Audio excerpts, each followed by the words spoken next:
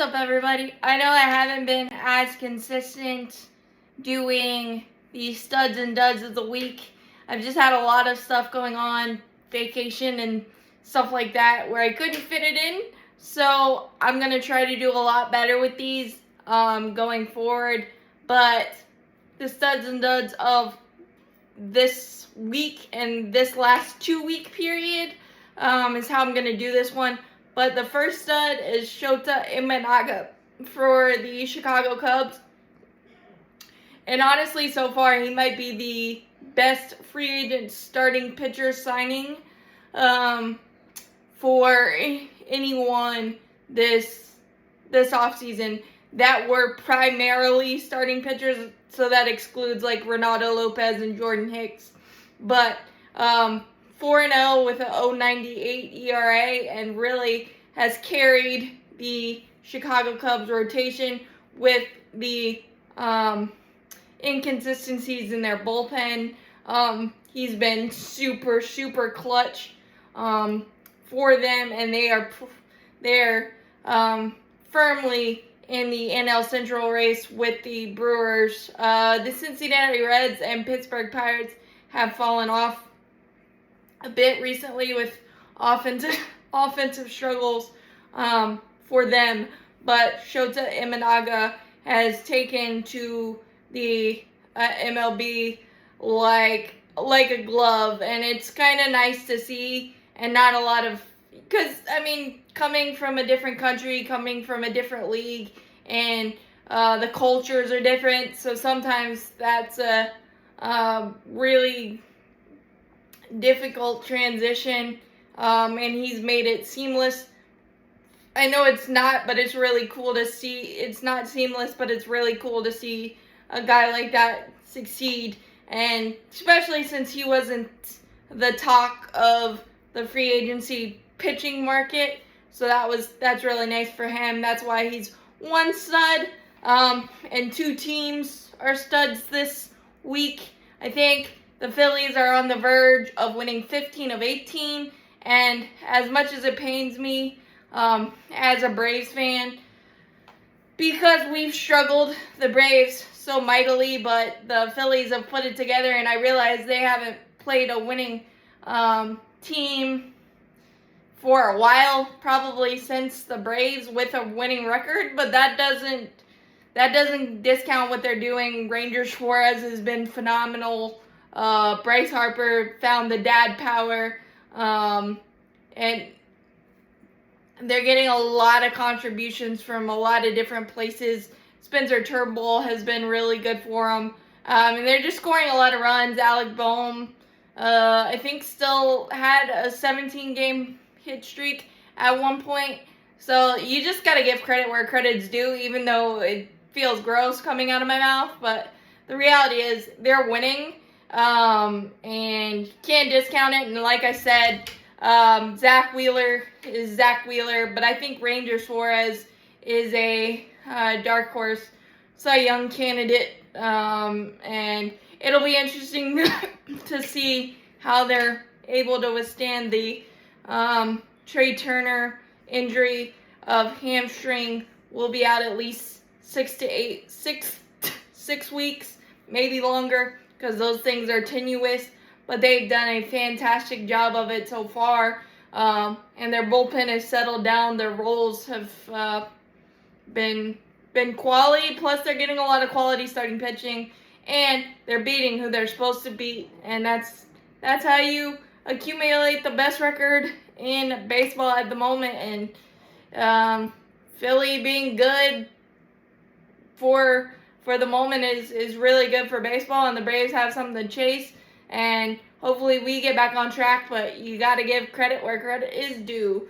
And same goes for the third stud of the week in this 2-week period, the Minnesota Twins.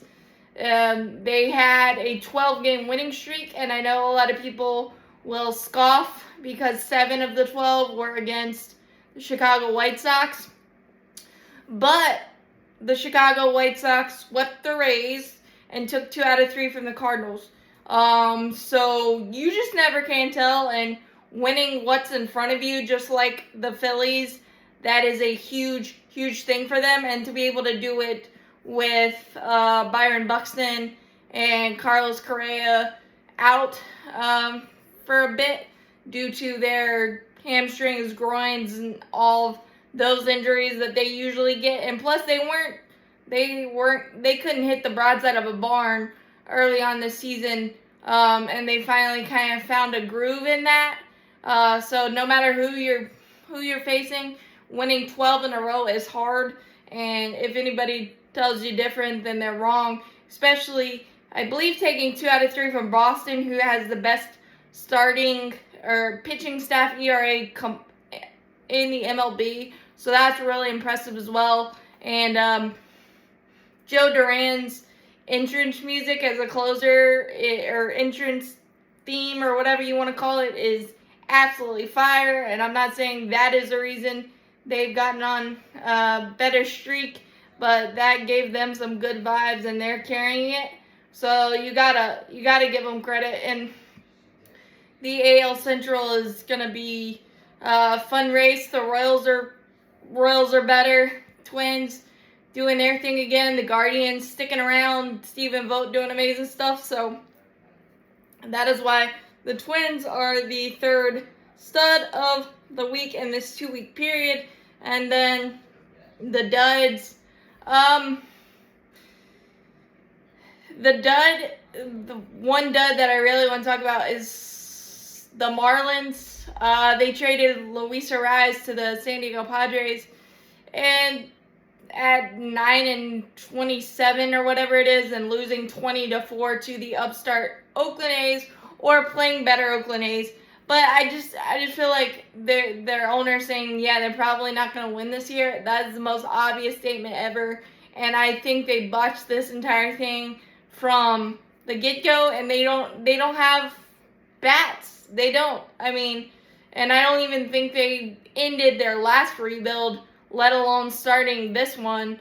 I think they got some good prospects, but see the JT Realmuto trade, see the Christian Yelich trade, see the Marcell Ozuna trade. None of that has worked, and I don't think the Marlins front office has been honest with themselves about the direction of the organization from the get-go. And I don't think they've been honest with the fans. They haven't been honest with MLB.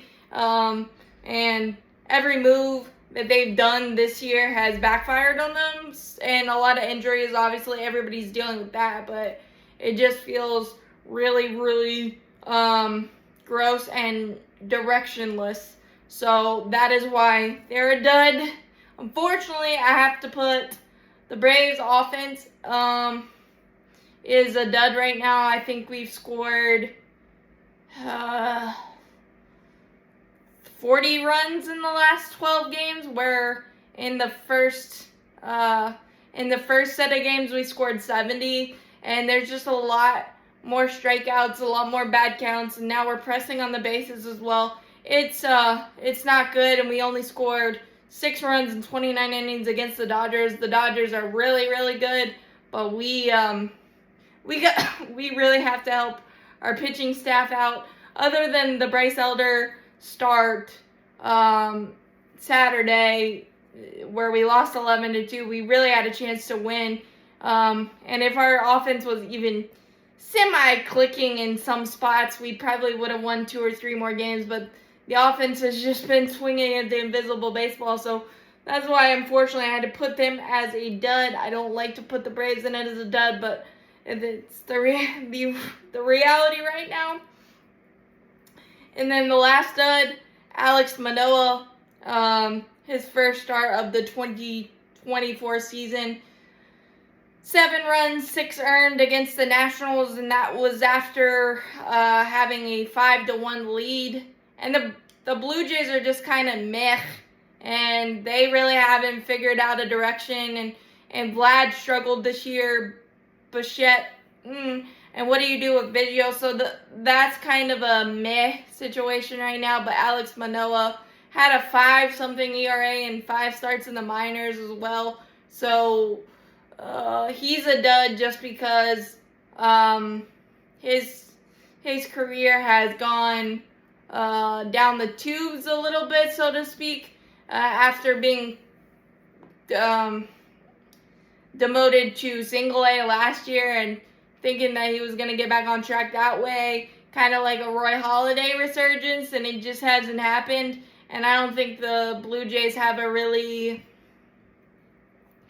just have way too many good pieces to be as meh as they are right now. So that is why Alex Manoah and the direction of the Toronto Blue Jays is a dud right now. Drop down in the comments. Let me know what you think. What are your duds? What are your studs? And as always, go Braves. Champions forever. Hit that like button. Hit that subscribe button.